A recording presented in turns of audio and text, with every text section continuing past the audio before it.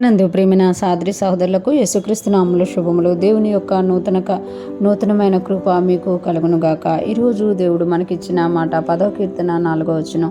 దుష్టులు పొగరెక్కి యెహోవా విచారణ చేయడని అనుకొందురు, దేవుడు లేడని వారెల్లెప్పుడు యోచించుదురు. దుష్టులు పొగరెక్కి యెహోవా విచారణ చేయడనుకొందురు. ఇక్కడ మనం చూస్తే 10వ కీర్తనలో దుష్టుల గురించి తెలియచేయబడుతుంది. దుష్టులంట పొగరెక్కి ఉంటారంట. అంటే దుష్టత్వం కలిగి ఉండడమే కాదు, వాళ్ళు పొగరుతోనూ గర్వంతోనూ ఉంటారు అని ఇక్కడ మనకి కీర్తనకారుడు తెలియజేస్తున్నారు. దుష్టులు పొగరెక్కి ఏమనుకుంటారట, యెహోవా విచారణ చేయుడనుకొందురు.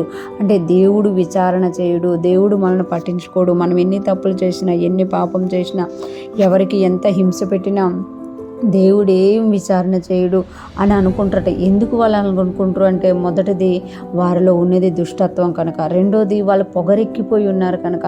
అంటే పొగరుతోటి గర్వముతోటి వాళ్ళ యొక్క హృదయము కన్నులు అన్నీ కూడా మూసుకుపోయి ఉన్నాయి కాబట్టి మనల్ని ఎవ్వరు పట్టించుకోరు. అసలు దేవుడే పట్టించుకోడు, దేవుడే విచారణ చేయడు అనుకుంటారట. ఇంకొకటంట, దేవుడు లేడని వారు ఎల్లప్పుడూ యోచించదురు. దేవుడు అనేవాడు లేడు, మనమే దేవుడు, మన పొగరే మన దేవుడు, మన బలమే మనకు దేవుడు. దేవుడు లేడని చెప్పుకుందు వారు ఎల్లప్పుడూ యోచించదురట. దేవుడు ఉన్నాడు అంటే ఒక భయం ఉంటుంది అనమాట.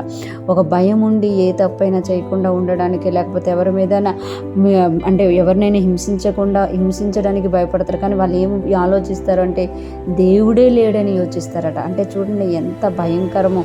ఇక్కడ దుష్టులు పొగరెక్కి యెహోవా విచారణ చేయడం అనుకుంటారు. అంతేకాకుండా దేవుడే అసలు లేడు, మనమే అన్నట్టు ఉంటారు. కాబట్టి వాళ్ళు ఏ తప్పు చేయడానికైనా వెనకాడరమాట, ఏది చేయడానికైనా భయపడరమాట. అందుకు వాళ్ళు ఏం చేస్తారంటే, నిరాధారుల్ని, నిరపరాధుల్ని, బీదవారిని, ఏ యొక్క ఆశ్రయం లేని వారిని అందరినీ కూడా వాళ్ళు ఏం చేస్తారు అని అంటే, వాళ్ళకి ఇష్టం ఉన్నట్టుగా వారిని నాశనం చేస్తూ ఉంటారు. కానీ వారు అనుకున్నట్టుగా, వారు పొగరెక్కి, దుష్టులు పొగరెక్కి యెహోవా విచారణ చేయడు అనుకున్నంతగా దేవుడు విచారణ చేయకుండా ఉంటాడా? దేవుడు లేడు అని వారు ఆలోచిస్తున్నంత మాత్రమే దేవుడు లేకుండా పోతాడా?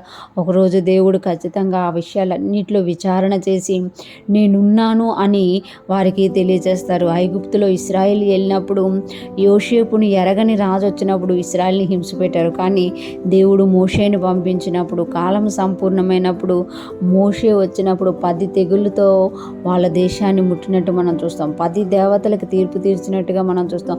ఈరోజు కూడా దేవుడు అదే చెప్తున్నారు. వారు అనుకుంటారు నేను విచారణ చేయను అని, వారు అనుకుంటారు నేను లేనని, కానీ నేనున్నాను, నేను విచారణ చేస్తాను.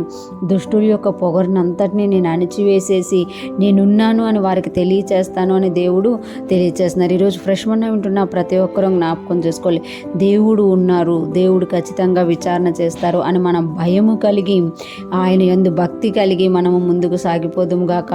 ఎవరైనా మన యొక్క ఆత్మీయ యాత్రలో దుష్టులు కనబడినప్పుడు దేవుడు ఉన్నాడు అన్న ధైర్యంతో మనం ముందుకెళ్ళి ఆ దుష్టులకి దేవుడు ఖచ్చితంగా ఏం చేస్తారు అనేది దేవుడు ప్రతీకారం చేస్తారు, ఖచ్చితంగా వారికి ప్రతిఫలం ఇస్తారని మనం నమ్మి వారి విషయంలో ఎక్కువగా ఆలోచించకుండా ముందుకు సాగిపోదుము గాక.